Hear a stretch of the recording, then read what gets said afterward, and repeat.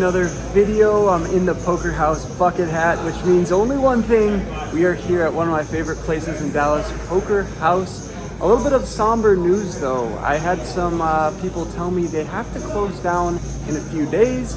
Maybe the paperwork's not right, I'm not sure, but they have to close down until they can appeal it. So I'm here, I want to play a fun vlog. This was one of the first places that I had a meetup game on that huge Texas road trip. They always showed me love, I want to show them some love. We're hopping into the 1-2 game, but it's a $1,000 cap because one hand per orbit. There is a PLO hand. I'm not an expert by any means, but it's going to be a fun vlog. Buckle your seatbelts, let's get right into the hands, let's go! This video actually starts 4 days prior where I run up $500 into a $708 profit. We cash out and see my favorite cashier, give him a nice little tip, and moving right into this vlog now, we're into the 1-2 game for $1,000. Alright, we got Mudkip, we're ready to battle. I look down at King, Queen of Clubs. There's already a raise and a 3-bet by Steve, a vlog watcher of this channel, and I decide to come in for a 4-bet in position here, and I make it $175. Don't need to go too large when you're 4-betting. It's already very, very strong. I put in that 4-bet, and the villain from under the gun gets out of the way, but Steve decides to put in the call, and that means we are heads up in position to a flop. When Steve checks it over to me on a Queen 4 deuce board, sounds like a recipe for success, so I bet out for $125, and we get a fold immediately. Not results orientated, but trying to make you guys better. I talked with my poker coach Alvin. This is definitely too large of a bet. I should go $75 here and try to get value from a lot of worse hands. Additionally, I'm not really scared of any overcards because a king gives me 2 pair. And yeah, you see he folds here. He might have called 75, who knows. Still, taking down the first hand of the night is never a bad thing. And that moves us right along into the second hand where I put the $5 button straddle on and I have King 10 offsuit. For anyone who does not know what the button straddle is, it's not just a button straddle, it's a Texas button straddle, which means if you put $5 on the button, not only do you act last, you have ultimate last action, meaning the middle position could raise and the cutoff could 3-bet, middle position could 4-bet, and then the other player folds, it comes back to you. You have ultimate last. You have to do it here if you're in Texas. Put the $5 on the button, and we see here that Brad from middle position opens it up to 20.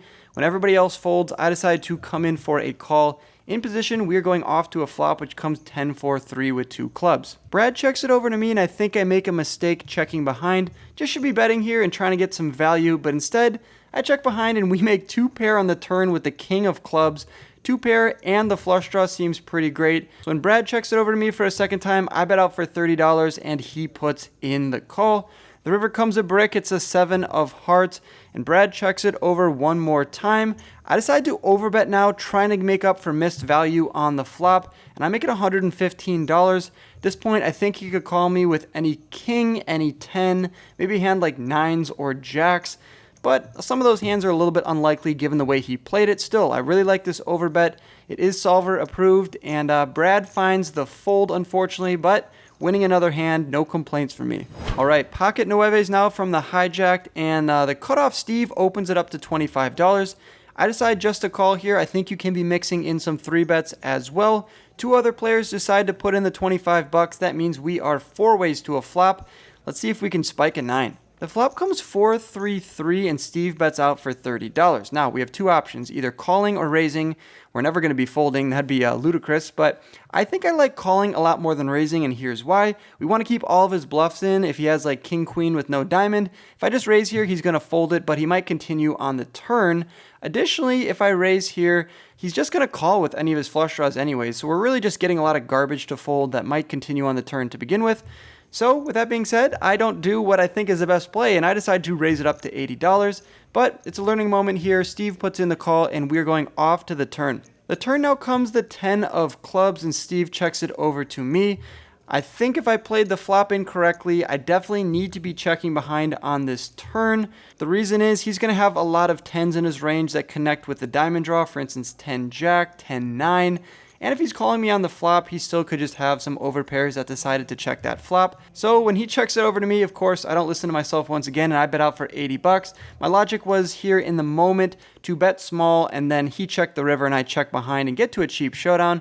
But I think I like checking behind here and letting him bluff with a lot of his missed diamonds. I think that's definitely the most profitable move. So when Steve decides to call my $80 bet and the river comes the 5 of spades, Steve checks it to me once again, and now I finally make the right move and check behind with my showdown value. He says, "You're good." I turn over my 9s, and $423 are coming my way, although I'm not really too sure how I stole that pot.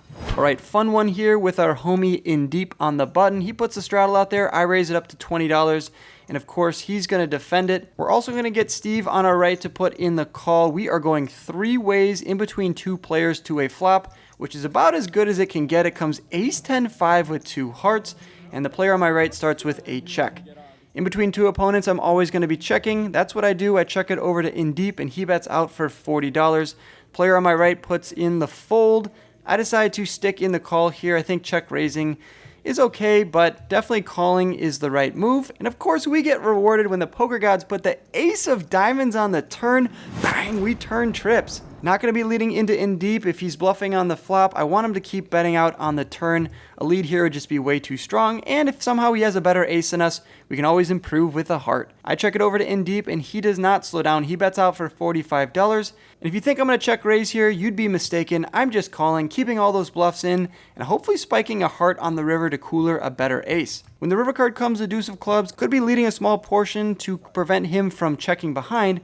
But if we think about hands that he'd be checking behind with, it'd be a lot of missed flush draws, and having 2 hearts in my hand blocks a lot of those. So I think I like checking and letting him go for value.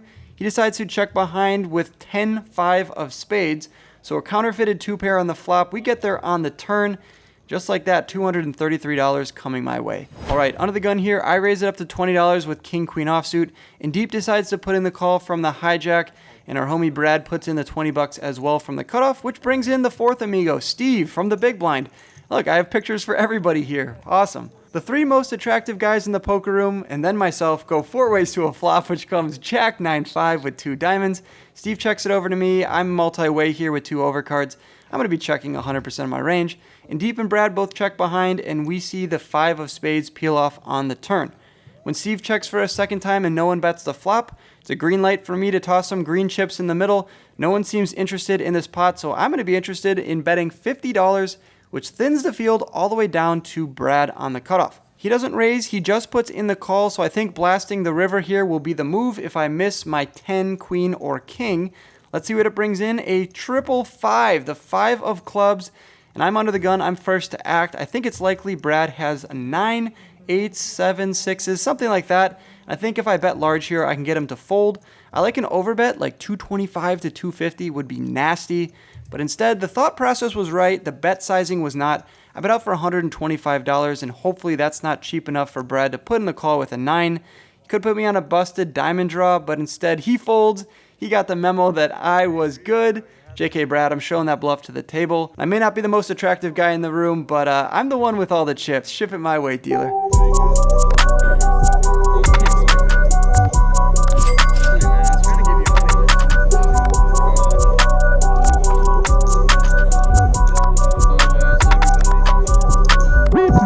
Pocket 9s here from the small blind. Let's see how this hand plays out. There's a few limps over the $5 button straddle, so I raise it up to $25. 3 players put in the call, and then Steve on the button decides to raise it up to $105. If you're confused how this happened, remember earlier when I was explaining the button straddle, he has ultimate last action, so he was closing the action, he can make it 105, and the action's back onto me. I think in theory, if I'm playing like 25-50 here, this is definitely a fold. But given the fact that we're mixing it up in the low stakes here, I decided to put in the call. Additionally, there's another player behind, but what I failed to realize is that he was short stacked. He puts it all in for $136. Steve puts in the call, I put in the call, and we are going 3 ways to the flop. The flop comes ace-10-8 with 2 diamonds. It's a dry side pot, so I start with a check. Pocket 9s are decent. I have some backdoor draws. For instance, any 7 or jack would give me an open-ended straight draw.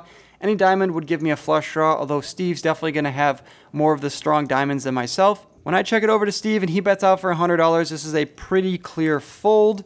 Unless, of course, you're a vlogger trying to get hands for the video and make some interesting stuff happen. In which case, if your name's Wolfgang, put in the call and maybe you'll improve on the turn. Nope, you can't get lucky every time. The deuce of spades peels off, and I check it over to Steve once again. Now, however, even though we missed, if Steve checks behind here and I go blasto on the river, I mean, maybe we can get him to fold a hand like queens or jacks, but that's not going to happen. Steve grabs some green chips and puts them in the middle. 225 is about $220 more than I would be willing to call here. So when he bets that out, I find the fold. And yeah, we're going to lose this hand, but let's see how it plays out. Let's see what the opponents have. Steve turns over ace-jack, and that's good enough to scoop that one, but maybe we can get a table change and get some things going. I move over to play with a vlog watcher on my left who goes by Noah, and we get after it right away with pocket threes from the +2 position. I'm bumping it up to $15, and Noah immediately capitalizes by having position on me and 3-bets me up to $60. If you guys were wondering how the action is in Texas, it's outstanding. A villain in the small blind cold calls the $60 3-bet. Yes, that just happened, and the player on my right finds the fold. This could be a fold in any other setting, except for when you're filming a vlog in the low stakes in Texas. Put in the call here with pocket threes, and more often than not, you're going to win the pot, especially when the flop comes 9-5-3. Bang! We flop bottom set. Not only that, the villain in the small blind leads out for $100. So, of course, I'm going to smooth call that $100 bet. It's possible he has 10s or jacks here. He also could have a hand like ace-9 or 10-9. Either way, I am not raising and letting him off the hook that easy. Keep in mind, Noah is also behind me, so I want to keep him in there as well. You vlog watchers, your money spends better than anybody else. No, I'm just kidding. But yeah, we put in the call, and Noah jams for $136. The villain in the small blind calls. I can't do anything but call. It's important here never to ask if you can reopen the action, because that just screams strength. You definitely don't want to do that. I flat call, and we're off to the turn, which comes the king of hearts. The villain in the small blind now checks it over to me. So I think at this point, he definitely has a 9 in his hand, or he has a hand like 10s or jacks. I think that's exactly what he has. When the king of hearts peels off, he might be a little bit scared of that. So I don't want to go too large. I think I like 150 to 225.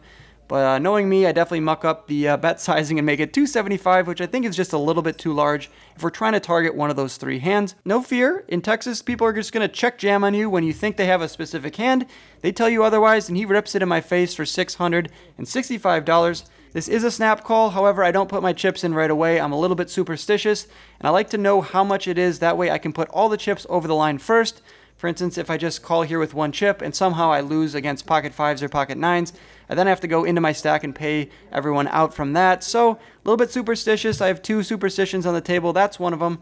The other one is I never show my cards until all 5 cards are out on the board. So, I asked for the count at 665 after a few seconds of counting it out. Obviously, I snap call once I know the amount, and we are going off to a run out 3 ways. All right, we're looking for a non-10 jack or heart on the river, and hopefully we can scoop down this pot. We get the ultra zoom in, we check our cards once again to make sure we do in fact have bottom set. It's a good hand, but it's very vulnerable until the river comes a deuce of clubs. That shouldn't change anything, right? I should just turn over my cards, but I want to show you guys what the other players have for the vlog and for your entertainment. So we wait and see that the villain in the small blind had pocket queens. How did he play it like that? Oh well, that's going to go down in flames. And what does Noah have? Ace-10 of hearts. No good. We needed to fade that heart on the river.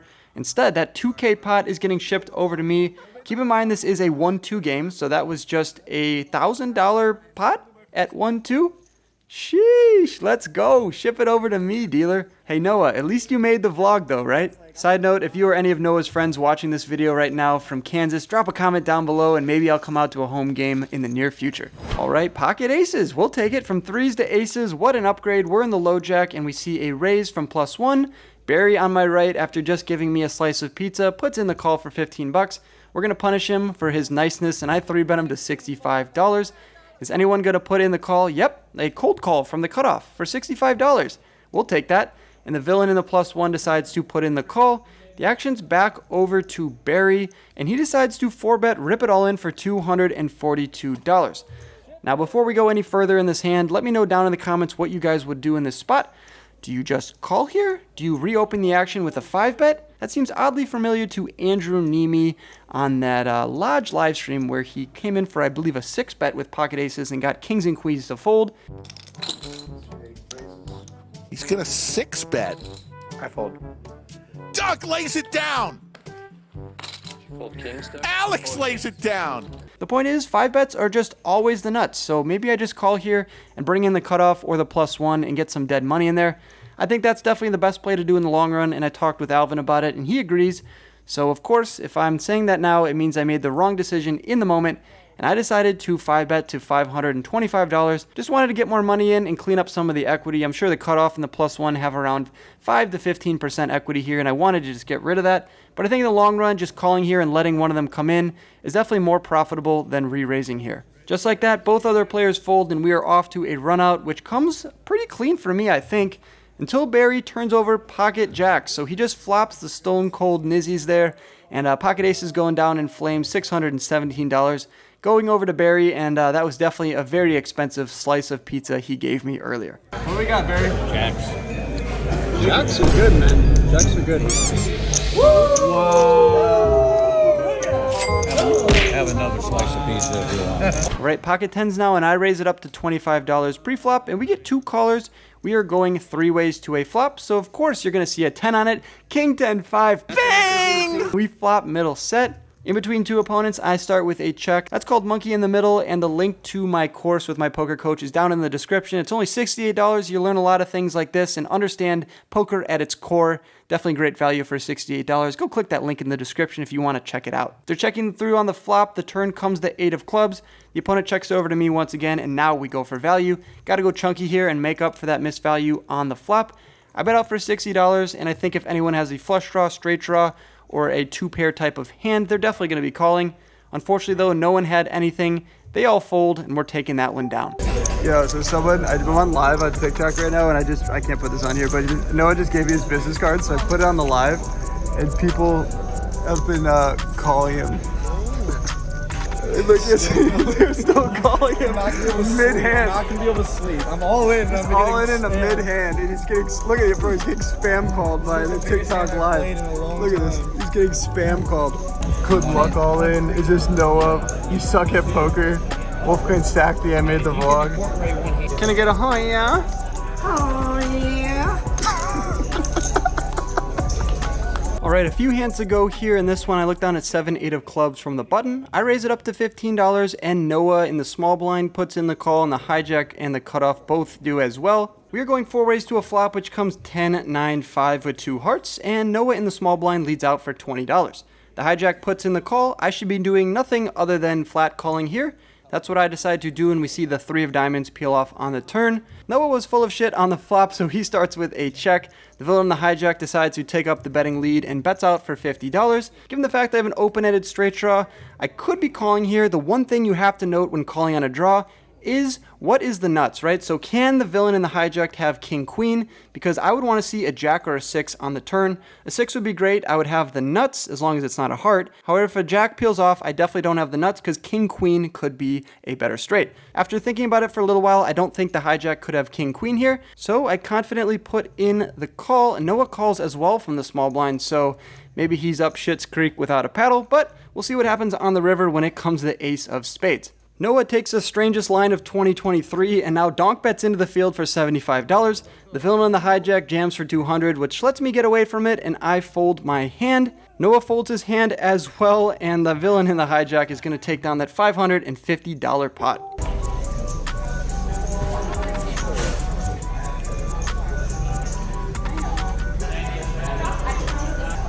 Go! Look at that! Go, give it to him. Go ahead, put it on there. There you go. Hold on, come here. You ain't going nowhere. He came out to make the vlog. You gotta put him in the vlog. Put me in the vlog. That's what I'm talking about. That's what I'm talking about. All right, Sino arrived to the table. We're going to try to play a hand with him here. He raises $15 from early position. I put in the call, and the button straddler calls as well. That's leading us off 3 ways to a flop, which comes ace jack 10, and I start with a check. The action gets checked through on the flop, bringing in the 10 of diamonds on the turn. Pretty gross card, so I check it once again, and the action checks through once again, leading us off to the river, which comes the 5 of clubs. I don't think I should be doing anything other than checking here. Betting just gets me called by worse, so I start with a check, and we see a bet of 10 and a call. I think I should either be raising it large here and representing a slowed played hand, or just folding my hand in general. But of course I make the wrong play and put in the call, and Sino shows us the goods. The ladies love Sino, and he's going to get rewarded with that $76 pot. But at least it's going over to an awesome vlog watcher with some sick dance moves to go along with it. Look at that groove on Sino over there. A real OG. I'm such a homie that I put the button straddle on for this nice gentleman right here. I put that 5 on him for him. See how this hand plays out. I'll probably get some good karma now, huh? All right, 2 hands ago here, and I put on the $5 button straddle on for Sandeep on my right. So of course, when I put the button straddle on for somebody else, we're gonna get rewarded by the poker gods, and I look down at none other than Ace King offsuit from the small blind. Nahal on my left decides to raise it up to $20 with that sick McLaren shirt. Don't tell anyone this, but he definitely bought it at Abercrombie and Fitch. That's not a joke. Go look it up on their catalog. The villain in the hijack puts in the call. The action's back over to me because it skips the button, and I decide to come in for a raise. 105 ball, corner pocket, Nahal gets out of the way. The villain in the hijack folds. Sandeep on the button folds, and we show the table that, yeah, do something nice for someone at the table, and you will get rewarded.